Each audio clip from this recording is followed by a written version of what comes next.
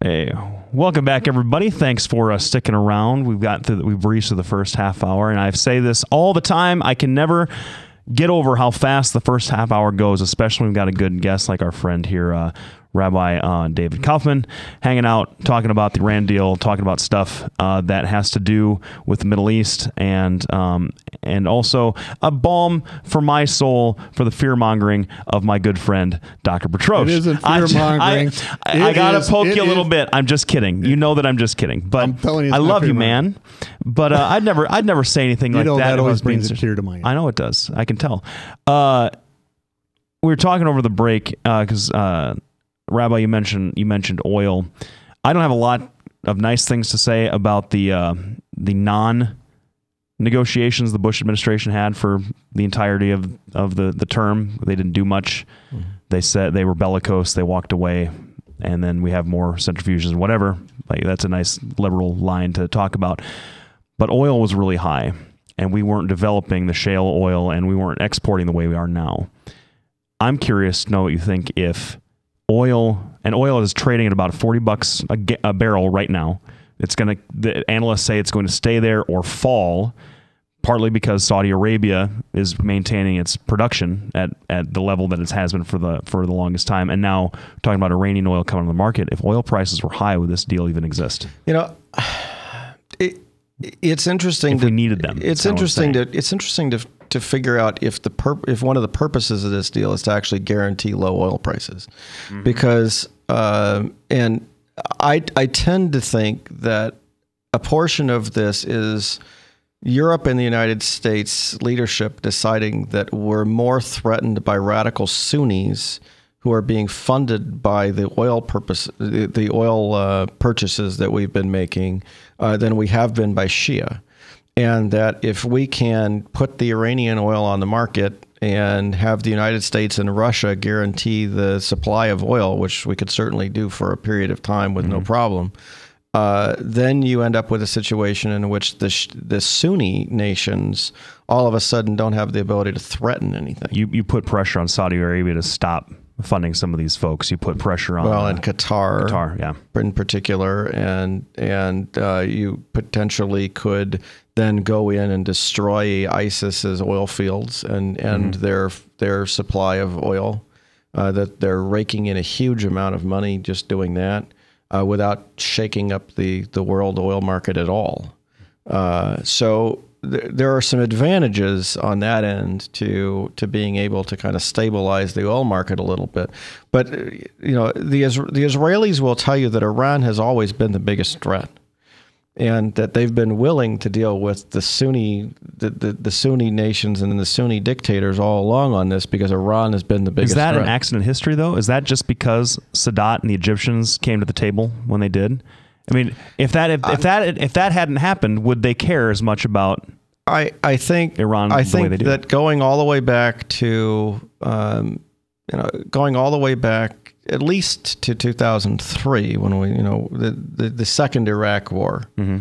the Israelis constantly said that Iran is the bigger threat, and that if you're going to do anything in Iraq, it needs to be a staging for going against mm-hmm. Iran. You can't just go against Iraq. Iraq is not the biggest threat because Iraq was never a hotbed of the level of belligerent militancy that Iran has. It certainly was not the same kind of supporter of terror that Iran has, and it's not the same supporter of insurgency that Iran is. I mean, you're going to see here a reaction from a lot of the Sunni nations to the fact that Iran is going to have a huge influx of money. It's going to have a huge influx of money specifically from Russia and China now. And support of their military will go up. And so all of the Sunni Arab nations are going to say, well, we want that too. Mm-hmm. Now, what it does do on the good end is it's changed Israel's relationship with the Arab countries, because right now you've got a situation in which Saudi Arabia is having discussions with Israel. There are even people in Saudi Arabia who want Saudi Arabia to make peace with Israel. You've got very close relationship, at least in strategic cooperation with Egypt. And just this week, there was a report that Jordan signed an agreement with Israel to purchase drone aircraft to use against ISIS, which is if you go back 20, 30 years, that's almost a ludicrous idea that they would do that. Or Israel's going to arm Jordan with high-tech weaponry. Really? Yeah. I mean, but it's a new world. And the dynamic between Israel and the Palestinians has changed. People in this country haven't even realized that at this point, that Hamas has actually been negotiating with Israel a truce, because Egypt is even more of an enemy of Hamas right now in Gaza than Israel is. Israel has always just said, if you're quiet, we're okay. That's not what Egypt doesn't want anybody coming from Gaza into Egypt at this point. They're worried about the Muslim Brotherhood influencing the domestic population in Egypt. They're worried about cross-border attacks. There are ISIS militants who are based in Gaza who have been attacking Egyptian soldiers. It's a nightmare. So the Hamas actually went to Saudi Arabia to ask them to help broker peace, either between Israel and Hamas, or between Egypt and Hamas. And the Palestinian Authority is now feeling left out. So there's some broader impacts here. They've actually threatened to go talk to the Iranians to try to get some support, because Saudi Arabia and Egypt aren't willing to pressure Israel over the Palestinian issue right now, because they need Israel's cooperation on other things. Holy cow. It's a different world. Yeah. But, I never even thought about all that stuff. And I usually think a lot about international things. Yeah. One of the questions I read an interview about Ehud Barak.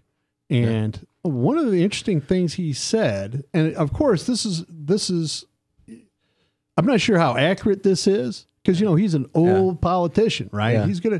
But he made mention in public that 3 different times the Israelis had a plan go bomb Iranian reactor with this whole thing, and didn't. Do you think, now I have my own opinion on this, but why do you think the Israelis didn't decide against it? There are a couple of things. One, Benjamin Netanyahu has actually, up until he sent troops into Gaza in the last engagement, he'd never put Israeli troops into battle. I mean, people think of Netanyahu as a big militant leader. He'd actually never invaded anywhere. You mean, are you talking about 2007, before the election? No, this last time. The last time. He'd actually never sent troops into battle. Didn't they? It wasn't there a flare up between Lebanon? It was still. It wasn't Netanyahu who was in charge. Oh boy! And so it's really a bizarre. So Netanyahu has been very reluctant to put Israeli troops into harm's way. So that was one of the things. The other thing is, it's fairly certain on 2 things: that the United States told Israel not to, and 2, that the United States said if anything happens, the United States will take care of it. So we don't want you to do this because it'll endanger our troops in the region. Potentially would have. And if Israel had gone in, Iran may well have retaliated by going against U.S. forces in the Persian Gulf, right? Doing suicide missions or who knows what else.